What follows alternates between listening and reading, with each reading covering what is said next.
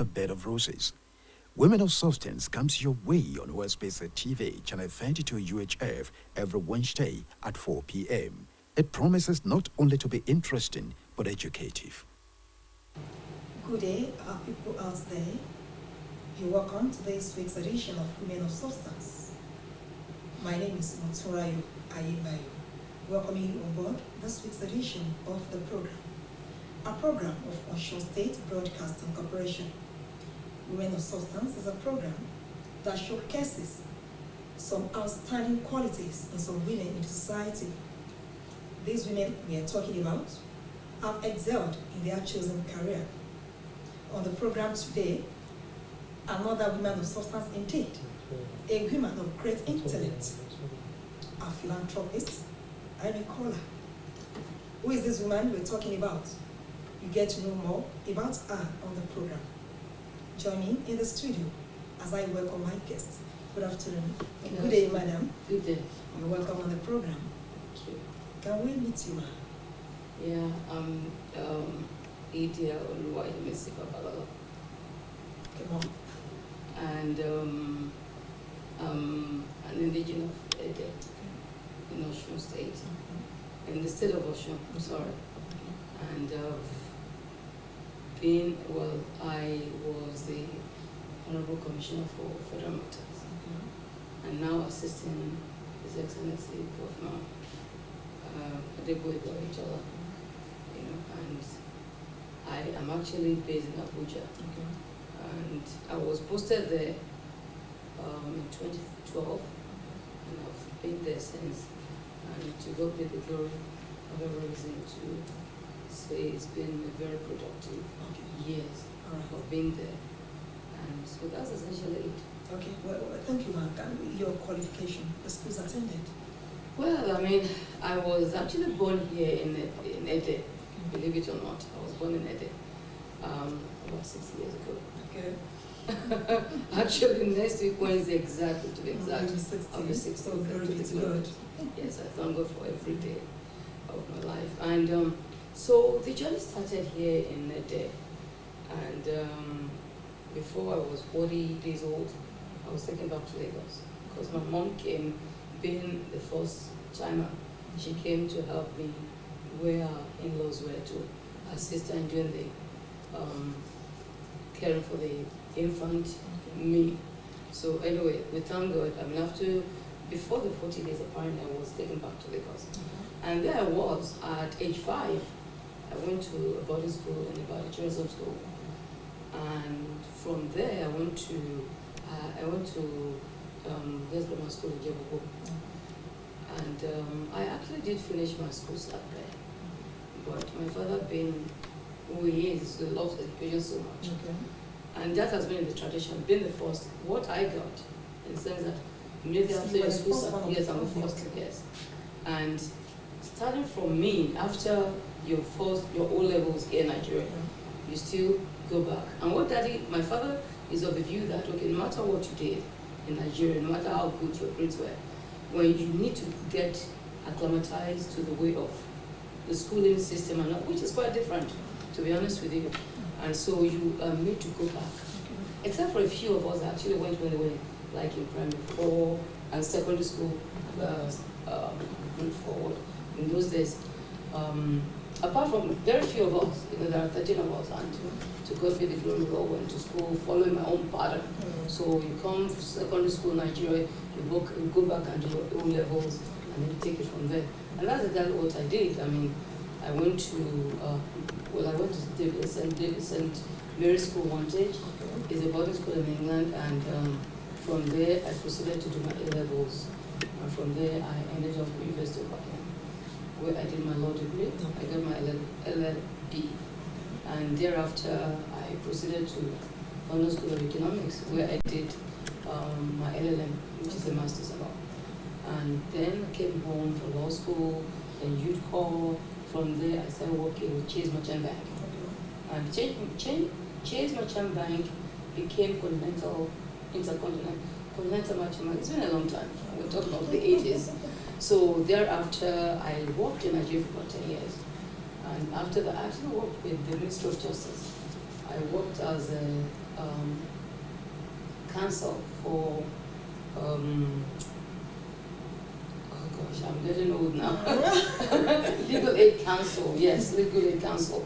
And what we did was we actually defended people with very any offenses dealing with murder, very grievous, homicide, murder, and then rape, and for these people that are not able to defend themselves, so the state would give them counsel to defend them. So that was what I did for a couple of years, and then I just said, look, I need to go to the private practice, and that was where I was until I went to England, went to America. And the whole idea was to go back and do my New York bar. But one thing leading to other, I found greener pastures when I got to America. So I was there, I worked with Consumer Credit Counseling Service of Greater Atlanta, and is the second, well, it is actually is the leader in consumer credit counseling issues. Because in America is very big on credit. And when I got there, I remember when I got in, I bought my car, cash down and all that. But it still worked against me, because when it came to apply for other things, they said, where's your credit? I was like, where I come from, we don't buy things of credit. You buy when you can afford it. They said, this is not America. So, and that was why I actually pitched my tent where I worked. I worked with Consumer Credit Counseling Service. And what we did was we dealt with those customers that they have overburdened themselves with debt. And in America, the same shopping mall, the president will go. A cleaner will go there so long as you have your money. And nobody takes around money. You have your credit card. All you need to do is swipe. And so maybe by the time they finish swiping and all that, boom, they find themselves in deep trouble. So they now what we did was we already had pre-arrangement with all the credit counseling, thousands of them. So you cancel them, and what you try to do is put them on a budget, whereby in paying back the loan, the debt, they're not actually taking food from the table. So we give them what they call bare bone budget. You take away, if you're dining out 4 times a week, a month, you reduce it to 1 or 0. If you're doing your nails, you have to cut that down. So we kind of help them adopt a more to acquire financial discipline, so that they can, while they're paying off their credit. So instead of paying $100 a month, we can bring it down to like 25. We give them, and then sometimes we have to tell the creditors, please, this person can't afford it. Please forgive them. So they might forget maybe 50% of that, and they put them on provisions, provided you pay for 10 months consecutively without defaulting, we'll write the rest off. So those are the kind of things. And then also for those ones that have overstrained themselves and they have the risk of losing their homes, they're filing bankruptcy. So my job then was to counsel them. And if I feel that they really needed to file bankruptcy, then you now help them, you give them a letter to the court. Because in America, a lot of people, I'm sorry to say, they'll go there, they know what they're doing, they overcharge, they do everything, and when it's time to pay, when it's about time to foreclose on their homes, they go to court and file bankruptcy. So we now got a lot of creditors saying, look, you are now the middleman between us and these consumers, but are you aware that most consumers, they go there, rack up their bills, don't pay their mortgages, and when they know it's time for them to foreclose on them, they run back to bankruptcy. So we now came up with that, well, with the help of the city hall, we came up with a legislation that was actually passed in the state of Georgia, which says that before you can file for bankruptcy, we must give them a certificate saying that truly and honestly they're bankrupt. Imagine somebody, I had a client, the guy was what, 27, and he had bills in the millions. It's not that he was going shopping. He had a medical condition, and he didn't have a health insurance, so invariably they will treat you like they will treat you. So the bills are waiting. So, but the guy was in deep debt. So we had to approach you. This is it. So situations like that. So that was what I did, and I enjoyed doing that. You understand? And so that was where I was. I mean, I was doing that while I was there. God was so good. My promotion was rapid. From being the ordinary counselor, I moved to become weekend supervisor. From weekend supervisor, I became a manager. From manager, I became a regional manager. And my job as a regional manager was very, very daunting and tasking. I had I had 9 branches. But the unfortunate thing about my branch is that I had, for those that know Georgia, I mean, I had a branch in downtown Atlanta, I had one in Tacoma, Gainesville. It's like having a branch. You're sitting here in Oshun, and you have a branch in Lagos. Okay. You have one in Port Harcourt. Port Harcourt. So, but the issue we had there was connectivity issues, because in America, there's nothing you can do without being connected to the main server, to the to the database. So everything you're doing with your client, as you're talking to them, you're actually putting your name, and everything is going to the server. If you cannot get to the server, you're not doing anything. So my job as the regional manager was to make sure my offices, my branches are connected to the main server, which was a huge issue. And how did I have to? I had to go to the mayor of the council, go to some of the legislators to kind of talk to them and try and just get them on our side. And in the process of doing that, I was acquiring a skill that I didn't know was going to be useful to me here in Nigeria. Because when I got this job, I remember Governor Ralph Arabeshola coming to the EXCO chamber and say, Idia Babalola, special advisor on federal matters, you're on your own. I was like, what is he talking about? And I was like, I was going about from one office to another. I was like, what are you doing? Go and report in Abuja. And I was like, just like that. So I got to Abuja, and how was I to connect with my principal? How was I to now get my job done? You understand? It meant being online. It meant doing a lot of electronic approvals and stuff. And so one day, Governor Arabeshola said to me, because there are times when he would shoot me, and for those of us that know Ogbeni very well, he would do all his face-to-face governance during the day, and in the evening at night, maybe around 1, 2 o'clock, then he sits down and he's like checking his numbers off. And so one day around 3 a.m., he sent me a message to my request, and I shot back to him, and I replied almost immediately. And when he saw me, he said, don't you sleep? How do you do it? And I was like, it's the grace of God. Earlier on, because I was superintending a lot, I had close to 70 staff. You understand? And they're all dotted all over the face of North America. And so in order for me to be able to go get a job going, I had to be on the phone. Luckily for me, I had a boss who was very considerate. They actually they wired my house so I could telecommute, so that I didn't have to be in my office to actually have my meetings, my weekly meetings, to have my weekly reviews with my staff. So that made it easy. So because of that, I didn't know God was preparing me for this. For this job. Because exactly what I was doing. Initially, I thought I was being witch hunted, being black. But I didn't know that God was taking me through a school, a tutelage, that was going to help me, that was going to stand me in good stead now. And I give God the praise for that, because it's just so easy for me. You understand? So the time I thought I was being picked on because I wasn't American, but I didn't know that God was actually taking me through that experience, so that now I cannot fall back. And it's really helped me. So I can be anywhere. One day I was sitting with Governor Itola. He said, you're always on your phone. I was like, okay. I said to him, sir, I'm working. You understand? I could be sitting there, be connected, and we all do that. You don't have to see my face. You understand? Short of the only thing that I need to be here physically is when it comes to EXCO meetings. Apart from that, I can work anywhere, so long as I have service on my phone, which is what I have learned from that job that I thought I was being enchanted. But I found out every experience you all go through is to get to an expected end, which initially we might not say it. So I'm a firm believer in whatever happens, that's designed by God. So, well, thank you. You were a former legislator in the Osun State House of Assembly. Right. When was that? 2007 to 11. During Prince yes. You know, we learned you were the only female legislator then among the 26 legislators. Right. Being the only female, what were your contributions to the health? Or were you given your male counterparts Were you given the opportunity by them to my perform God. your legislative functions? Yes, they did. They start talking about women's sexuality.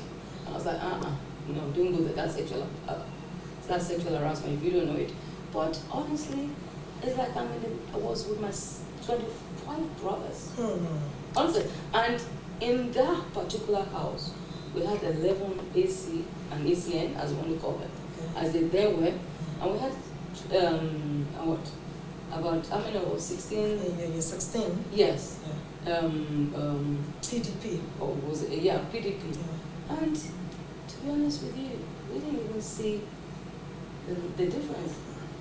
Apart from the day when we were going to do the swearing in, and some of our colleagues were picked up for some reason, Apart from that, I mean, nobody.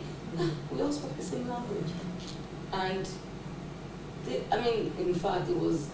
We looked at each other sometimes and I was like, can we ever have that kind of house again? Well, madam, let me ask you this question. You can't be an honorable member without being a politician. And I can see you're a politician. If I may ask, what led you into politics? Do you have passion for it? That's a good question. To be honest with you, I tell people I got into politics by providence. As I was telling you all along, I was working at a job, 2nd of July, I think 2005 or thereabout. My dad called me and said, some people want to see you in Nigeria.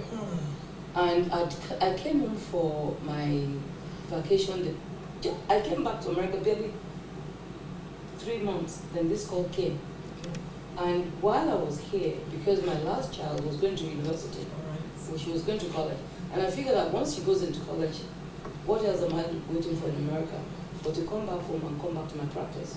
So by the time I came, I'd gone, did a lot of leg work, spoke to some judges, pulled strings here, pulled strings there. And I thought when Dad called me, it was one of my links had actually clicked. So honestly, that was what I thought I was coming to. So he just said, some people want to see you in Nigeria. I was like, okay, Daddy, you're not coming home for my sister's wedding in 2 weeks. He said, no, you can't wait. They want to see you like yesterday. I was like, Dad, this is America. 2nd of July. And he wanted me to be in Nigeria the next day. I said, it doesn't work out like that. So, of course, I quickly got, luckily being a senior a manager there, I was able to call the vice president who was actually supervising my department. I was like, I have a family emergency. I need to be in Nigeria. And he was like, oh, no, we think everything's all right. I was like, I think so. Of course, you have to for them to let you go and I'm leaving.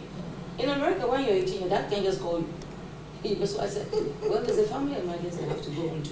So everybody empathize, we hope everything is well, so I now got on the flight. By the 5th, I was here in Nigeria, 5th of July.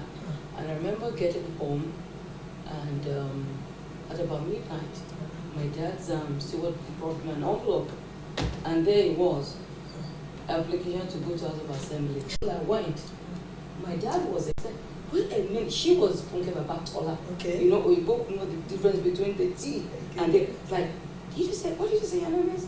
I said, Lola Babalola. I said, oh, Miss Babalola, I'm pleased to inform you, you've been offered a place in our law school. And you're studying, the rest I didn't hear. I called my dad and I said, Dad, I've been offered a place in law school. My father, are you sure it's not funky? So, anyway, I went in there and God has been so good. From that time, I in those, honestly, I thought I was just that average student. But when I got to university, believe me, I became a trailblazer. And the funny is that some of the people, some of them around, when we're in school, I would be the one crying that I thought, I would study. Then the next day come, a week to the exam, 2 days to the exam, I'll go blank. So you can actually set the clock by it. They say, the last come again. And next result will come out the extension. And they used to think I was acting. I was like, no, I didn't. But God has always been there. You are indeed a human of substance. God has always been there. A human to emulate. It is God. It is God. Well, madam, time is no more on our side. So I want to add this. In this life, the life is full of ups and downs. Yes. Can you please tell us the most challenging period of your life? The most challenging was when I lost my husband. Mm. And, you know, sorry, is your husband from Osun State? no, he's from Ogun State. Ogun State, okay. Even though he's more of a Lagosian. Okay. Well, you see, why it hit me so badly was because he left America and came while I was still there. Okay. And somehow or the other, he's the support system. He was the support system for our children. Because I always found myself in these highly demanding jobs. Even from when I was in Nigeria, highly demanding. My husband had always been that rock, you know, behind the children. I'm telling you. Your advice, generally, ma, for our women. But when you say woman of substance, who is a woman of substance? You are one of them, ma. Then it is God. God is the one that makes the substance happen. But to be honest with you, if you're looking at me as an example,